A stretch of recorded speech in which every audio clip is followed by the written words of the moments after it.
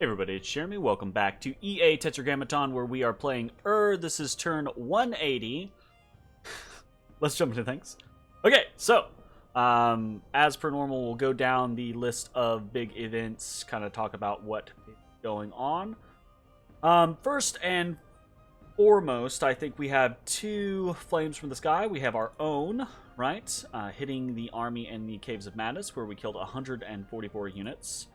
And then we get hit by a Flames from the Sky ourselves here in Hall Woods. 219 units are hit, 72 of those are killed, which is unfortunato. So that's going to make the battle at Hall Woods this turn a little exciting. So we got that. Then we have a couple of different things. We've got a bunch of... We have no assassinations this time around. But we've got a bunch of horror attacks. Mark this. I have it incorrect. So we have 1, 2, 3, 4, 5, 6, 7 horror attacks. Some of these are really important. So Lichcraft happens, and then we get attacked by an Eater of Dreams.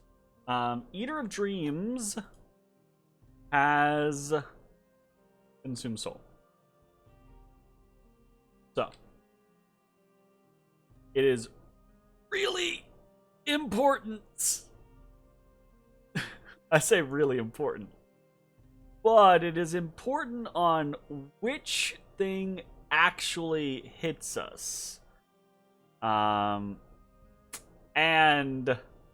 Eater of Dreams hits Lich in the arm with Consume Soul for 252 points of damage. Yikes. Alright, so, Lich 2, who has been with us for such a long time at this point, right? Lich 2 is now no more. The eternal sleep has finally come for Lich 2. So that's unfortunate. Hiraflogos is attacked after a Flames from the Sky. It's only by 8 Soul Torn, so he's probably going to be able to defend himself. Let's see how that goes. Some Falling Fires. Sets a couple of them on fire. He doesn't have the craziest amount of protection, but he has a lot of HP. And... Oh. Right. He has a Ring of Returning on. We did this ages ago under the concept of just experimentation of, what happens when a unit that has a Ring of Returning on, what happens when they get hit in a horror attack? Do they die, right? Does it count as like a retreat, right? Are they just immediately destroyed?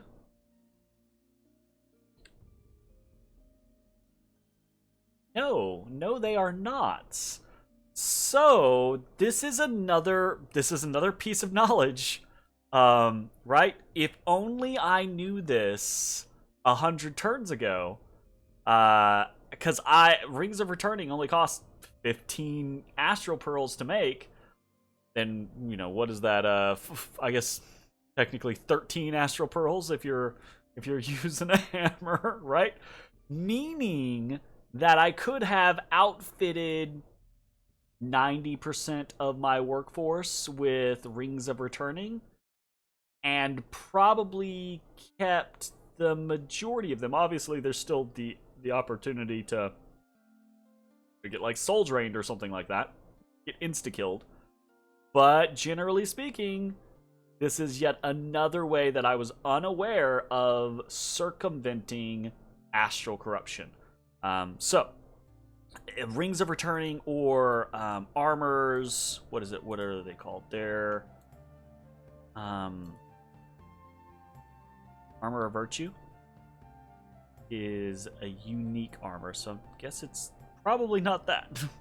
Well, I mean, this is obviously, it's one of those. I think this actually is the only armor I'm thinking of. Yeah, I guess it would be Armor of Virtue, so that's not really efficient. But Rings of Returning you can mass produce, and they're not horribly expensive for what you're trying to accomplish. So, Pyroflogos lives, and we gain ourselves a bit of interesting knowledge. We have our Umu Apkalu, who casts Gateway, is attacked by a single spine membrane. We're probably okay there, but maybe not. I think we're okay. Gotcha. We summon another Apkalu, and we get attacked by a Mind Slime Horror, but this Tartarian is pretty well outfitted, so we should be okay. Probably. Body Ethereal is not going to matter.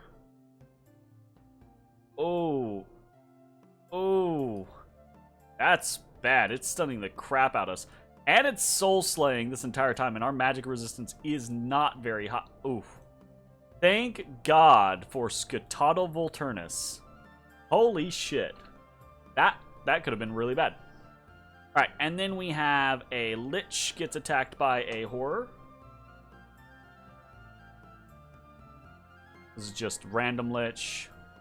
And he dies. And then, we're not going to watch these. These are both Lesser Horrors, and random Lich, random Vampire, dies to a Lesser Horror, lives to a Lesser Horror. So, the ones that really mattered, right, obviously, Lich 2 getting soul drained by an Eater of Dreams. That's unfortunate. That's a loss. A sad loss. Pyroflogos, though, living. Cool. And we gain knowledge there. Apkalu 8 living, cool. Tart 33 living, very cool. The rest kind of inconsequential. So our record against horrors is 4-3 this turn.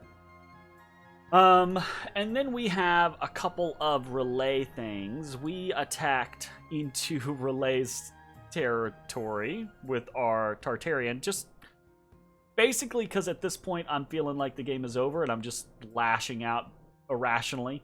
You know? So why not mess around with Relay as they have messed around with us a little bit? Send a Tartarian onto his doom, but, you know, he'll do a little bit of stuff. So we've got that going. And then we also took back, or not took, we are besieging Monarch Woods. We're not going to probably get it, but messing around. So we're 2-0 versus Relay this turn. Then we have a bunch of battles with Lanka. The important ones being Hall Woods. So we'll see how those go. Actually, yeah, we'll just go through these. So Cloud Breakers, nothing happens there. We get smashed. Wick, smashed. We lose White Forest. And you're going to notice this. There's a whole bunch of attacks from Lanka. Not a bunch of attacks from us. And this is because, keep in mind, right, we took like 4 different vampire counter rating groups. And we sent all of them towards Hall Woods to try to make the difference, right? So we're not going to have nearly as many attacks as we would normally. We get hit in Whispering Wastes, lose. Get hit in Scrawl Point, lose. Get hit in Yellow Caves, lose. We lose Fever Fens, lose Dopharos, lose Operi, even though we have a Tartarian Cyclops here. He does... No. Oh, no. Where was this? Oh, I remember. This guy was... he was... uncontrollable. We couldn't do anything.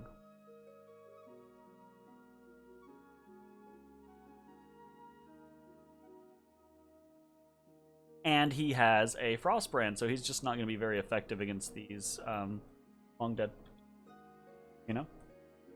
No AoE, because they're basically immune to the cold. Yeah. Which means he wouldn't even need 2... yeah, he wouldn't even need 2 vampires. He could get away with just 1. So, we lose that. That was at Operi. We lose Greenwoods. We do counter in Urfel, but we run into an Archdevil. Ugh. Let's see how this goes. So, Horde of Skeletons spam in 1 quarter, and an Archdevil in the other. And he does... Oh, you want to counter to mass undead spam? And liches? There you go. Pretty easy. Firestorm! That's a pretty good one, too, though. Like, that's pretty nice. Real easy way to kill all of these peeps. Very, very cool. This is nice because this is using new tools that we haven't really seen a whole lot of in a long time, right? So. Oh, and he gets a fire elemental there at the end. I'm surprised we actually got some guys at it. We actually did get some Long Dead to him, and we won, technically. Dear Lord, though. At what cost? Alright, anyways. Moving along. That was Urful. We attacked in Wood of Many Paths. This was just a regular smash. No big deal. We get hit in Flower Meadow Forest. Lose that. We get hit in Omia. Lose that. We attack in Assad and win there. Again, pretty normal. Just outnumber. We attack in Tir Nanog. Versus a single Vampire Lord. And this is the utilization of Air Elementals. Right? So Air Elementals make very short work of small clusters of Vampire Lords we have found. We attack in, or get attacked in Hidden Realms, lose that. We win in Tessaphon. We're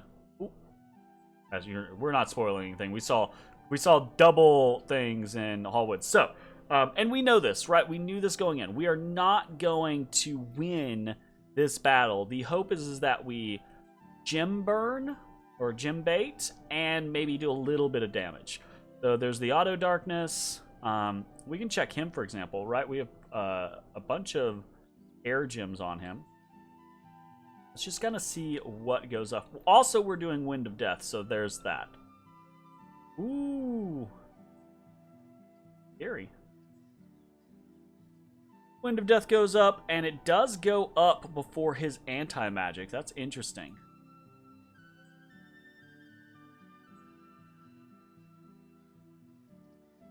Couple of things here or there. Anti-magic is going up. Thunder Ward's going up. He's using a lot of life for lives. Right? Pretty interesting. All of this is stuff that he is losing. Oh, he's got a mass flight up. That's cool. That's really cool. Did mass flight come off of this guy? Maybe. Probably not. Probably came off of the Queen of Storms. Oof. They got a lot of gems. Doesn't look like we're going to be able to beat in that. Also doesn't look like we're... Wow. I love the undead just up in the air, up in the air, up in the air, up in the air.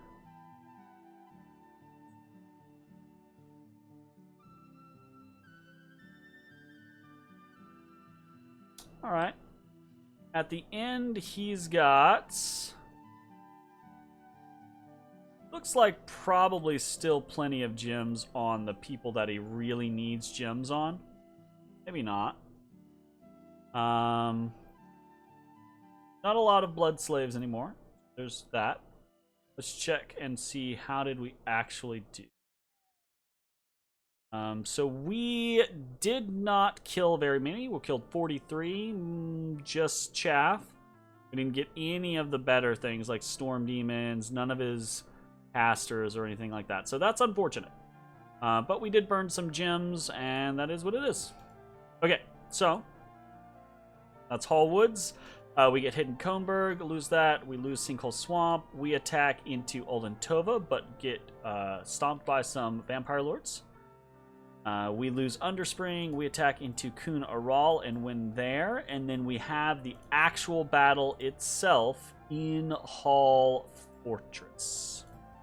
Or Hallwoods in the Fortress. So, there are less units here. And I don't really know why. He might have maybe I routed some stuff that was leading, or maybe it's just he didn't send everything in, potentially. But there is not as much on this field as there was on the previous one. Obviously, we killed some, but we didn't kill that many, right? And then we have a fair amount of Kusarikus, we have a fair amount of Musushus, we have some Shades here, we have some Fire Elementals, we have some Corpse Constructs, and we have a somewhat small contingent of units. You can see there's a lot of damage across the board on our units. A lot of people have taken hits, right? From the flames from the sky, specifically, I would assume. So there's that to keep in mind. And let's see how it goes. Can't scroll out too far because of the friggin' darkness. Hello, darkness, my old friend. Right.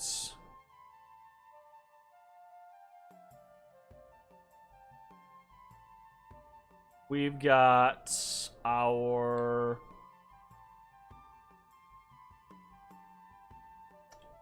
Army of Lead up. There's a natural storm up. Rigor Mortis is coming out, and Rigor Mortis is immediately going to be a friggin' problem, right? So we've got this Oogaloo who has all of these gems, right? He's just done natural storm. Is he going to be able to get Fog Warriors off? He gets Fog Warriors off, and Fog Warriors I think is going to be a big deal for two reasons. One, Fog Warriors in combination with our Army of Lead, and if we can get it, Mass Regeneration, but I don't know if we're going to be able to get it, because this guy is fatigued out, and I don't think he's ever going to unfatigue because of Rigor Mortis, right? But just getting Fog Warriors means that we have so much survivability against the long dead. Right, this is going to be a very, very hard time for them to break through our Kusarikus, right? Who do not have their bless, and our Mushushus, who also do not have their bless. We also have all these fire elementals down here, creating like a secondary front, which is pretty interesting.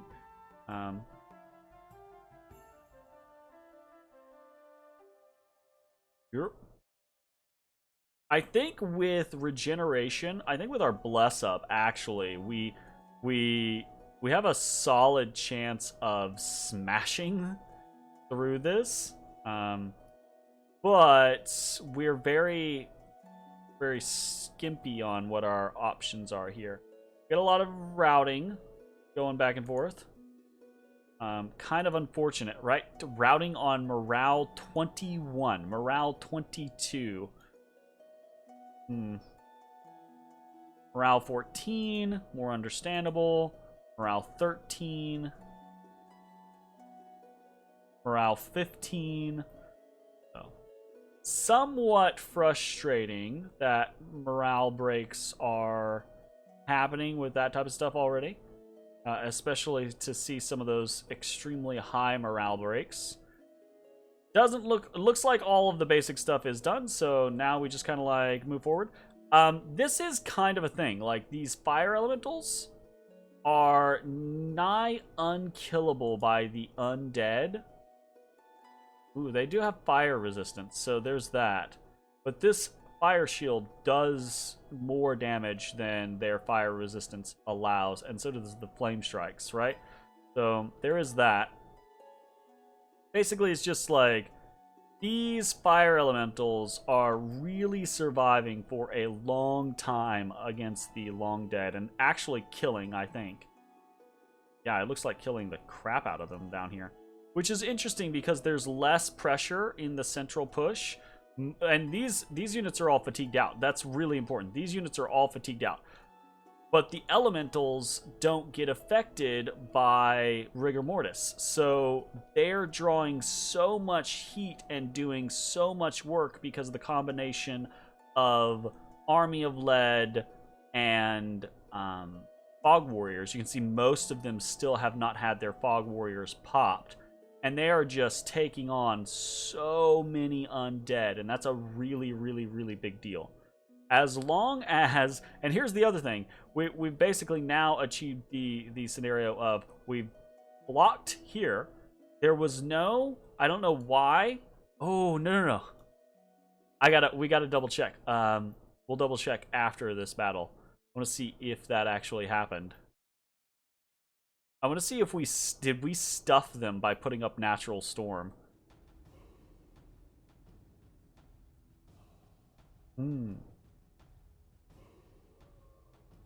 Oh, we are slowly but surely losing the elementals. But we bought a long amount of time. So now the question is, can he break through everything that's here? Because we've seen this before, right? Like, if he can't break through, then his stuff just routes and all of his undead die, and it's a crapshoot of whether or not some of my stuff lives. Right? That's the shtick. Is how much do we lose on the retreat? That's definitely what's going to happen here. So, Blanca's routing. People are dying in droves. That's great.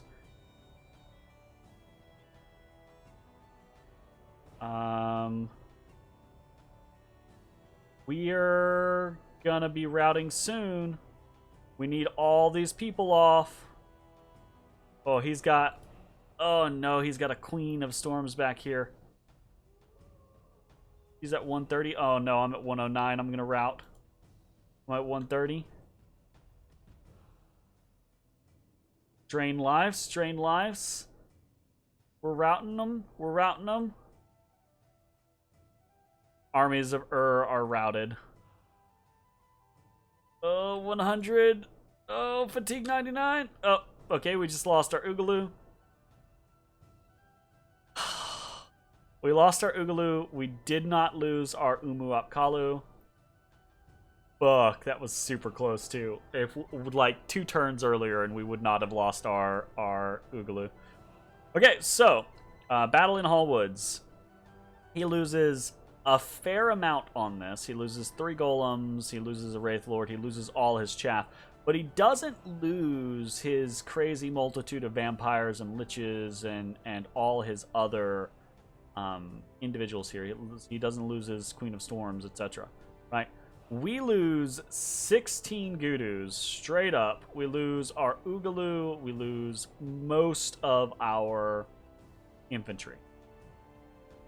So we win, but my god, once again, it is an incredibly Pyrrhic victory. I do think we come out with more units overall than he does in the end, but our units are way harder to replace than his units are at this point, so it's a big fucking problem. We get a bunch of stuff, but none of this is just like, oh my god, it's the thing! It's the thing that will deliver us! So there's that. Oh, I wanted to check this. I wanted to see...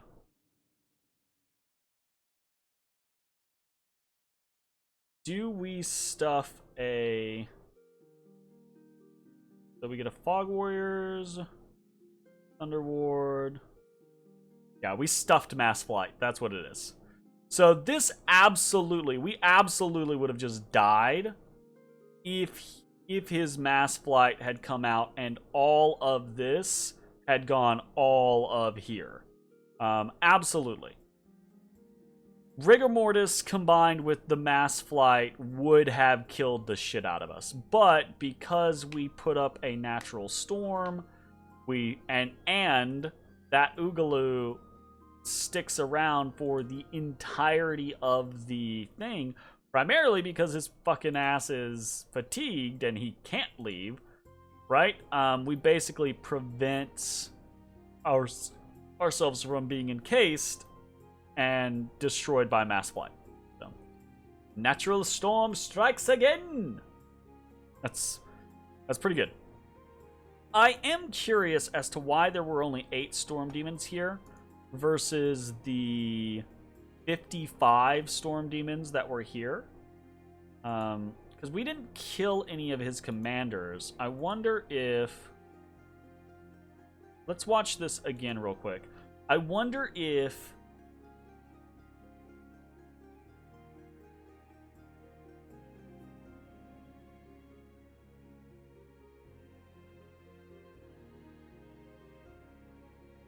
Maybe it's one of these two.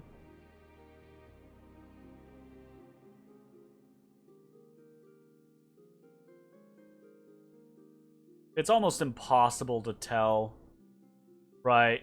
If a commander routed, but all I can think is one of two things, right? Either a commander routed, right, who had the majority of the storm demons, or those storm demons just arrived this turn, so he didn't have them to put in this battle, because the storm demons absolutely could have killed us there. 55 storm demons during rigor mortis and being able to fly in storm would have just slaughtered our back line there. That would have been nothing. So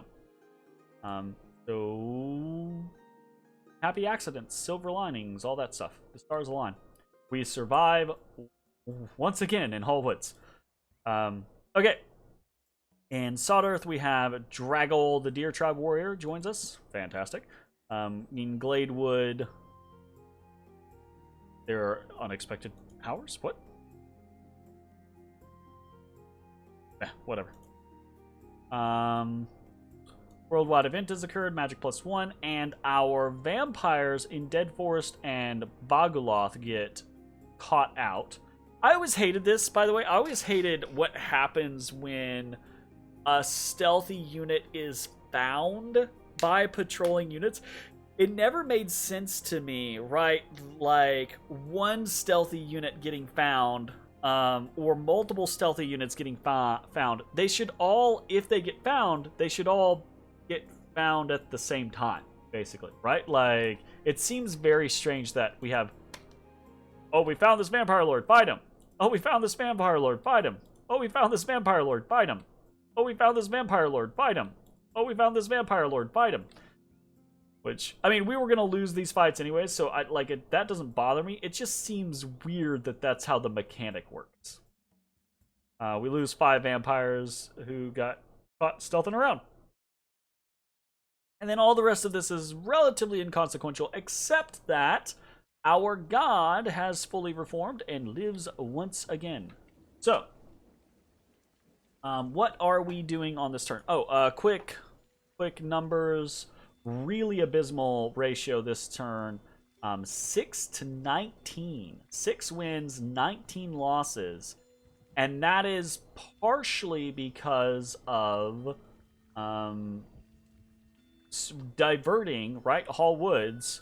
You look, we've got 13 vampire lords. This is like 3 or 4 different squads. So that could have been instead, that could have been like closer to 9 or 10 to 19.